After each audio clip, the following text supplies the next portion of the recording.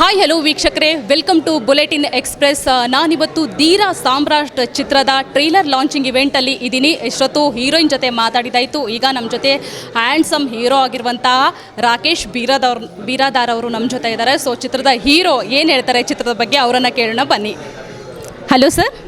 Hello madam, ನಮಸ್ಕಾರ. Okay, ಇವತ್ತು ನಿಮ್ಮ ಚಿತ್ರದ ಒಂದು ಟ್ರೈಲರ್ ಲಾಂಚ್ ಆಗಿದೆ. ಇದು ನಿಮಗೆ ಎರಡನೇ ಚಿತ್ರ ಅಂತ ಕೇಳ್ಪಟ್ಟೆ. ಸೊ ಹೇಗೆ ಅನಿಸ್ತಾ ಇದೆ ರಾಕೇಶ್?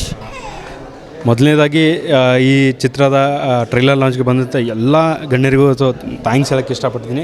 ಸ್ಪೆಷಲಾಗಿ ಪ್ರಜ್ವಲ್ ದೇವರಾಜ್ ಸರ್ಗೆ ಥ್ಯಾಂಕ್ಸ್ ಹೇಳೋಕ್ಕೆ ಇಷ್ಟಪಡ್ತೀನಿ. ಯಾಕಂದರೆ ಅವ್ರ ಅಭಿಮಾನಿ, ನಾನು ದೊಡ್ಡ ಅಭಿಮಾನಿ. ಸೊ ಇವತ್ತು ನಾನೇನೋ ಆ್ಯಕ್ಟಿಂಗ್ ಮಾಡ್ತಾಯಿದ್ದೀನಿ ಅಂತಂದರೆ ಅದಕ್ಕೆ ಇನ್ಸ್ಪಿರೇಷನ್ ಹಂಗೆ ಅವರು. ನನ್ನ ಮೊದಲನೇ ಚಿತ್ರ ಸಪ್ಲಿಮೆಂಟ್ರಿ ಚಿತ್ರ ಅಂತ. ಸೊ ಆ ಚಿತ್ರಕ್ಕೆ ದೇವರಾಜ್ ಸರ್ ಅವರು ಟ್ರೈಲರ್ ಲಾಂಚ್ ಮಾಡಿಕೊಟ್ಟಿದ್ರು. ಎರಡನೇ ಸಿನಿಮಾ ಈಗ ಪ್ರಜ್ವಲ್ ಸರ್ ಅವರು ಲಾಂಚ್ ಮಾಡಿಕೊಡ್ತಿದ್ದಾರೆ ಟ್ರೈಲರ್ನ. ಸೊ ತುಂಬ ಖುಷಿ ಆಗ್ತಿದೆ. ಸೊ ನನ್ನ ಎಂಟೈರ್ ಟೀಮ್ಗೆ ನಾನು ಥ್ಯಾಂಕ್ಸ್ ಹೇಳೋಕ್ಕೆ ಇಷ್ಟಪಡ್ತೀನಿ. ಈ ಒಂದು ಚಿತ್ರಕಥೆ ನಿಮಗೆ ಸಿಕ್ಕಿದ್ದು ಹೇಗೆ, ಮತ್ತು ಚಿತ್ರಕಥೆಯಲ್ಲಿ ಯಾವ ಪಾತ್ರ ನೀವು ಮಾಡ್ತಾ ಇದ್ದೀರಾ ಅಂತ ಸರ್? ಈ ಚಿತ್ರಕಥೆ ಬಂದುಬಿಟ್ಟು ಮೊದಲನೇದಾಗಿ ನನಗೆ ಪವನ್ ಸರ್ ಅವರು ಸುಮಾರು ದಿವಸ ಪರಿಚಯ ಇದ್ದರು. ಸೊ ಈ ಥರ ಒಂದು ಕತೆ ಇದೆ ರಾಕೇಶ್, ಬನ್ನಿ ಮಾತಾಡೋಣ ಅಂತಂದಾಗ ಕತೆನ ಕೇಳಿದೆ. ಕತೆ ತುಂಬ ಇಷ್ಟ ಆಯಿತು. ಆಮೇಲೆ ಪ್ರೊಡ್ಯೂಸರು ಸರು ನೋಡಿದ್ರು, ಅವರು ಕತೆ ಇಷ್ಟಪಟ್ಟರು. ಸೊ ಹಾಗಾಗಿ ನಮ್ಮದು ಅವ್ರದ್ದೆಲ್ಲ ಒಡನಾಟ ಸುಮಾರು ವರ್ಷದಿಂದ ಇತ್ತು. ಸೊ ಹಾಗಾಗಿ ಅಲ್ಲಿಂದನೇ ಒಂದು ಅಪ್ರೋಚ್ ಮಾಡಿದ್ರು. ಸೊ ಅಲ್ಲಿಂದ ಜರ್ನಿ ಶುರು ಆಯಿತು ನಮ್ಮದು. ಈಗ ಮತ್ತು ಈ ಚಿತ್ರದಲ್ಲಿ ಕತೆ ಅಂತ ಬಂದುಬಿಟ್ಟು ನಂದು ಇದರಲ್ಲಿ ರಾಕಿ ಅನ್ನೋ ಒಂದು ಕ್ಯಾರೆಕ್ಟರ್ನ ಪ್ಲೇ ಮಾಡ್ತಾಯಿದ್ದೀನಿ. ಕ್ಯಾರೆಕ್ಟರ್ ಹೇಗೆ ಅಂತಂದರೆ, ಚಿತ್ರ ಹೇಗಿದೆ ಅಂತಂದರೆ, ನಾವು ಇನ್ನೇನು ಕಾಲೇಜ್ ಲೈಫಲ್ಲಿ ಎಲ್ಲ ಫ್ರೆಂಡ್ಸು ಒಂದು ಎಂಜಾಯ್ಮೆಂಟ್ ಮಾಡ್ತಾಯಿರ್ತೀವಿ. ಅದು ಮುಗಿಸ್ಕೊಂಡು ನಮ್ಮ ಪರ್ಸ್ನಲ್ ಲೈಫಿಗೆ ಇನ್ನೇನು ಎಲ್ಲರೂ ಬ್ಯುಸಿ ಆಗಬೇಕನ್ನೋಕ್ಕಿಂತ ಮುಂಚೆ, ಅದಕ್ಕಿಂತ ಮುಂಚೆ ನಾವು ಇನ್ನೊಂದು ಸ್ವಲ್ಪ ಎಂಜಾಯ್ಮೆಂಟ್ ಅನ್ನೋದು ಇರುತ್ತೆ ಪ್ರತಿಯೊಬ್ಬರು ಹುಡುಗರು. ಇನ್ನೇನು ಪರ್ಸ್ನಲ್ ಲೈಫ್ ಬ್ಯುಸಿ ಆಗ್ತೀವಿ, ಬೇಡ ಸ್ವಲ್ಪ ಲೈಫಲ್ಲಿ ನಾವು ಎಂಜಾಯ್ ಮಾಡ್ಕೊಳ್ಳೋಣ ಏನಿದೆ ಅಂತ. ಆ ಎಂಜಾಯ್ಮೆಂಟ್ ಮಾಡೋಕೆ ಹೋಗೋ ಟೈಮಲ್ಲಿ ಕೆಲವೊಂದು ಸನ್ನಿವೇಶಗಳು, ಸಂದರ್ಭಗಳು ಬರುತ್ತೆ. ಸೊ ಆ ಒಂದು ಬೇಸ್ ಮೇಲೆ ಒಂದು ಕತೆ ಹೋಗುತ್ತೆ. ಬಟ್ ಕಂಪ್ಲೀಟ್ ಒಂದು ಸಸ್ಪೆನ್ಸ್ ಥ್ರಿಲ್ಲರ್ ಇದೆ, ಒಂದು ಫ್ಯಾಮಿಲಿ ಓರಿಯೆಂಟೆಡ್ ಸಿನಿಮಾ ಇದೆ, ಆ್ಯಕ್ಷನ್ ಇದೆ.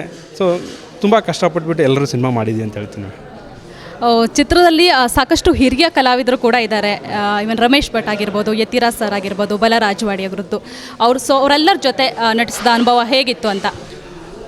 ಅನುಭವ ಅನ್ನೋಕ್ಕಿಂತ ನಾನು ಅದೃಷ್ಟ ಅಂತ ಹೇಳೋಕ್ಕೆ ಇಷ್ಟಪಡ್ತೀನಿ. ಯಾಕಂದರೆ ಹಿರಿಯ ಕಲಾವಿದರ ಜೊತೆ ನಾವು ಆ್ಯಕ್ಟ್ ಮಾಡೋಕ್ಕೆ, ಅವ್ರನ್ನ ನಾವು ನೋಡಬೇಕಂತಲೇ ಒಂದು ಆಸೆ ಇರುತ್ತೆ. ಈಗ ಅವ್ರ ಜೊತೆ ನಾವು ಆ್ಯಕ್ಟಿಂಗ್ ಮಾಡ್ತಾಯಿದ್ದೀವಿ ಅಂದಾಗ ಅದು ನಮ್ಮದು ಒಂದು ಅದೃಷ್ಟ. ನಾನು ಎಷ್ಟೋ ಸಲ ನಾನು ಸೀನ್ಗಳಲ್ಲಿ ಆ್ಯಕ್ಟಿಂಗ್ ಮಾಡಬೇಕಾದ್ರೆ ಕೆಲವೊಂದು ಏನೋ ಮಿಸ್ಟೇಕ್ಸ್ ಆದಾಗ ಯಾರೂ ಬೇಜಾರು ಮಾಡ್ಕೋತಾ ಇರಲಿಲ್ಲ, ಇನ್ನೂ ಮೋಟಿವೇಟ್ ಮಾಡ್ತಿದ್ರು. ಇಲ್ಲ ನೀವು ಈ ಥರ ಎಲ್ಲ ಹಿಂಗೆ ಮಾಡಿ ತುಂಬ ಪ್ರೋತ್ಸಾಹ ಕೊಡ್ತಾಯಿದ್ರು. ಸೊ ಅವ್ರಿಗೆಲ್ಲರೂ ಥ್ಯಾಂಕ್ಸ್ ಹೇಳ್ತೀನಿ ನಾನು. ಸೊ ಈ ಒಂದು ಚಿತ್ರದಲ್ಲಿ ನಟಿಸಿದಾಗ ಏನು ಅನ್ನಿಸ್ತು ಅಂತ? ಚಿತ್ರರಂಗಕ್ಕೆ ಬರಬೇಕಾದ್ರೆ ಏನು ಒಂದು ಲೆಸನನ್ನು ಕಲ್ತ್ಕೊಂಡು ಬರಬೇಕು, ಅಥವಾ ಒಂದು ಈ ಸಿನಿಮಾದಲ್ಲಿ ಒಟ್ಟಾರೆ ಏನು ಕಲ್ತ್ರಿ ನೀವು ಅಂತ?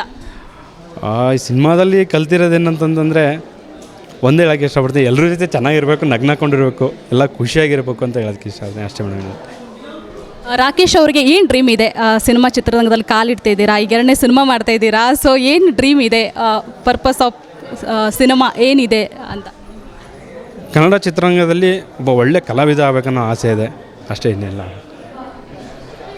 ಹೀರೋಯಿನ್ ಜೊತೆ ಹೇಗಿತ್ತು ಕಾಂಬಿನೇಷನ್, ಶೂಟಿಂಗ್ ಆಗಿರ್ಬೋದು? ಇಲ್ಲ, ಅವ್ರು ತುಂಬ ಸಪೋರ್ಟಿವ್ ಆಗಿದ್ದಾರೆ. ಅವರು ಆ್ಯಕ್ಚುಲಿ ನನಗಿಂತ ಸುಮಾರು ಸಿನಿಮಾ ಮಾಡಿದ್ದಾರೆ. ಆದರೂ ನಮ್ಮ ಜೊತೆ ತುಂಬ ಒಂಥರ ಫ್ರೆಂಡ್ಲಿಯಾಗಿ ಫ್ರೆಂಡ್ ಥರ ಟ್ರೀಟ್ ಮಾಡೋರು. ಸೊ ಯಾವತ್ತೂ ಸೆಟ್ಟಲ್ಲಿ ಏನೂ ಇದು ಮಾಡ್ಕೋತಾ ಇರಲಿಲ್ಲ, ಬೇಜಾರು ಮಾಡ್ಕೋತಾ ಇರಲಿಲ್ಲ. ಸೊ ನಾನು ಎಷ್ಟೇ ಮಿಸ್ಟೇಕ್ ಮಾಡಿದ್ರು ಹಿಂಗಲ್ಲ, ಈ ಥರ ಮಾಡಿ ಅಂತ ಕೋರ್ಡಿನೇಟ್ ಮಾಡಿಕೊಡೋರು, ಅಷ್ಟೇ. ಸೊ ಫೆಬ್ರವರಿಗೆ ಸಾಲು ಸಿನಿಮಾ ಬಿಡುಗಡೆಗೆ ಸಿದ್ಧ ಆಗಿದೆ. ಸೊ ಕಾಂಪಿಟೇಷನ್ ಅಂತ ಅನಿಸ್ತಾ ಇಲ್ವಾ? ಕಾಂಪಿಟೇಷನ್ ಅಂತೂ ಇದೆ, ಬಟ್ ಎಲ್ಲ ಸಿನಿಮಾನೂ ನಮ್ಮದೇ. ಎಲ್ಲ ಬರೋ ಸಿನಿಮಾ ನಮ್ಮ ಕನ್ನಡ ಇಂಡಸ್ಟ್ರಿ ಸಿನಿಮಾ.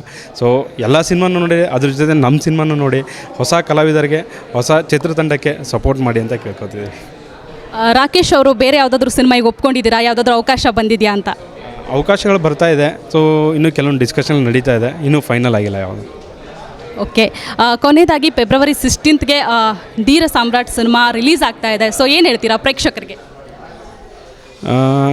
ನಮ್ಮೊಂದು ಸಿನಿಮಾ ತಂಡ ಇದು ಸಿನಿಮಾ ಅನ್ನೋಕ್ಕಿಂತ ಹೆಚ್ಚಾಗಿ ತುಂಬ ಕನಸು ಕಟ್ಟು ನಾವು ಇದೊಂದು ಸಿನಿಮಾ ಮಾಡಿದ್ದೀವಿ. ಸೊ ಈ ಕನಸನ್ನು ನಾವು ಏನು ಕನಸು ಕಟ್ಟಿದ್ದೀವಿ ಅದನ್ನು ನಾವು ಪ್ರೆಸೆಂಟ್ ಮಾಡ್ತಾಯಿದ್ದೀವಿ.